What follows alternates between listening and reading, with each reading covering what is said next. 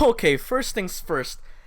Is this a dude or a chick? Because when I watched this the first time, I had a hard time distinguishing what this person's gender is, and apparently, this is a chick. And I'm not sure if we had any masculine, muscular women in this show before, but I think this might be the first one, and oh boy, she delivered. Like with her weights and her barbells. That's one tough woman.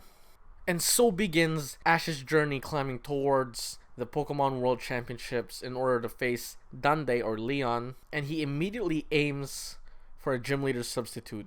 Now I just love the fact that gym leaders, kahunas, or anybody else that has a higher trainer class can compete in this tournament and be treated as an equal depending on their rank. And Ash just really wanted the biggest challenge that he could find nearby, so he went to the Vermilion Gym. And I just love the fact that they did like a lot of callbacks to Lieutenant Surge and his battle with Ash. And this is what they need to do more. Continuity in the past. This is what the new series needs to capitalize on. I mean, they shouldn't do it all the time, but they should maybe just do it maybe once a month. Because using cameos for gym leaders or any type of character that has appeared in the past can battle Ash and maybe recall the episode that they had with him. Another thing I wanted to point out is that I remember they showed a silhouette of all the past Kanto gym leaders, and for Blaine's silhouette, I was like, wait, that's not how anime Blaine looks like. He doesn't have glasses. Well, I think he does have glasses, like in his disguise, but he doesn't have a mustache. He isn't bald. Fully bald. Looked like a hippie in the anime verse. But I guess they're trying to base it off the games now more as they try to move forward. Or maybe Blaine ended up getting a haircut and decided to go for a science degree instead of trying to come up with cheesy rhymes. It's also interesting to see Giovanni in that silhouette. I was wondering, is he still the Viridian gym leader in the anime-verse? Makes you wonder, since Team Rocket isn't defunct in this universe. Now, unfortunately for Lieutenant Surge, he's called Mattis in Japanese. He wasn't there, and he was out training to refine his mastery over the electric type with his Raichu. So the muscular looking female, Vices, I don't know how you want to pronounce it, is running the gym for him. But it's also nice to know that Lieutenant Surge hasn't forgotten about Ash, because when Ash challenged Vices told him that he has heard a lot of stories about a young boy named Satoshi and his Pikachu that challenged the gym a long time ago, even though they're kind of still 10. And it just goes to show you that every gym leader Ash has fought, they never forget.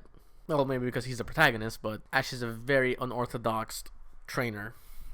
So, who couldn't forget his unique battling style?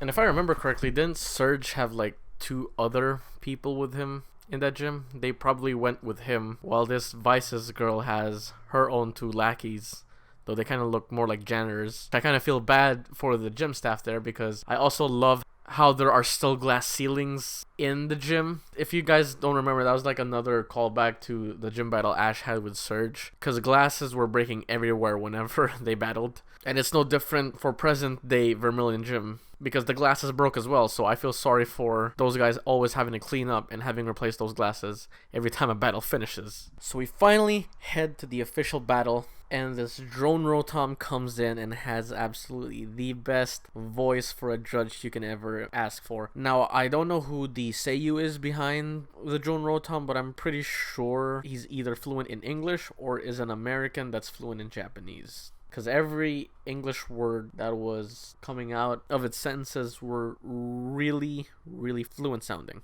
Not the typical Japanese English, if I should so call it like that. And I like how it's going to appear in every World Championship battle Ash is going to have. So it's going to be fun wherever he pops up and just gets challenged to a battle in his phone or something. It kind of reminds me of, if any of you watch Yu-Gi-Oh!, kind of reminds me of like the Battle City arc, where they can pretty much duel anywhere, and their duel disc would just create this like virtual field anywhere within the city, and it would count as an official tournament duel.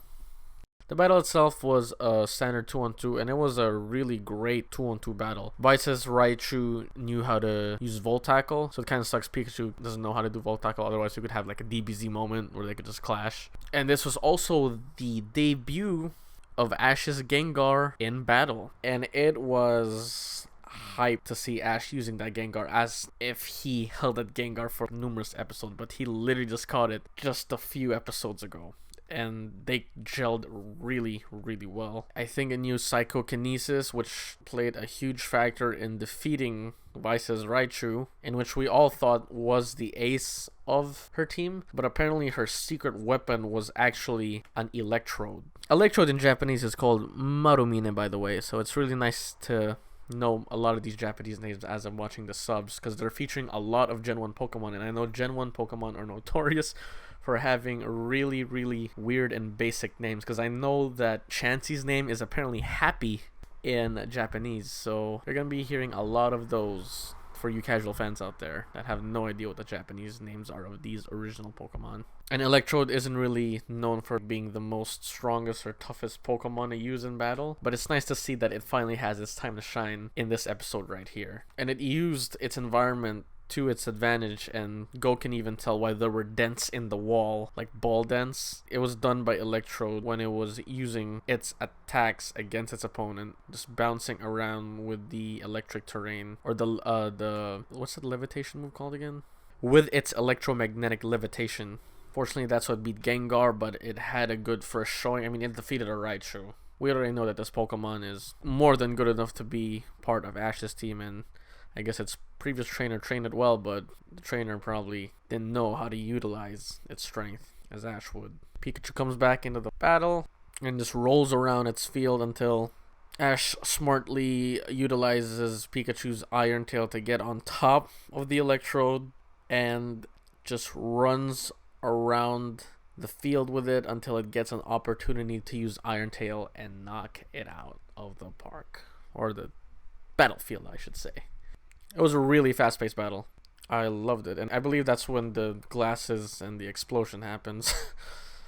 Another thing I wanted to point out is that Rabifoot in the background was secretly intrigued and engaged in the battle, even though it kind of doesn't want to show it in front of Go or anybody else, but it was secretly cheering for Pikachu, and I think it was observing how it could get stronger by watching Ash battle. So that's some neat little development right there.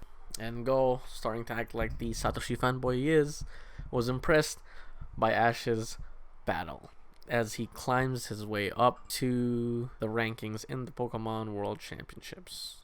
And hopefully when Lieutenant Surge comes back, we could see that long-awaited rematch that Ash can finally fulfill to a gym leader, since he always says that he wants to battle again.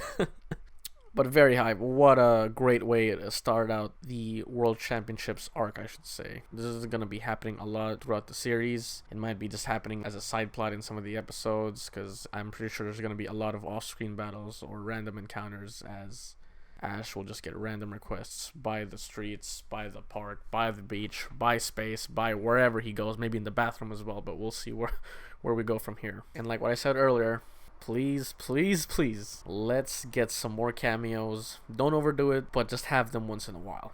Very, very hype.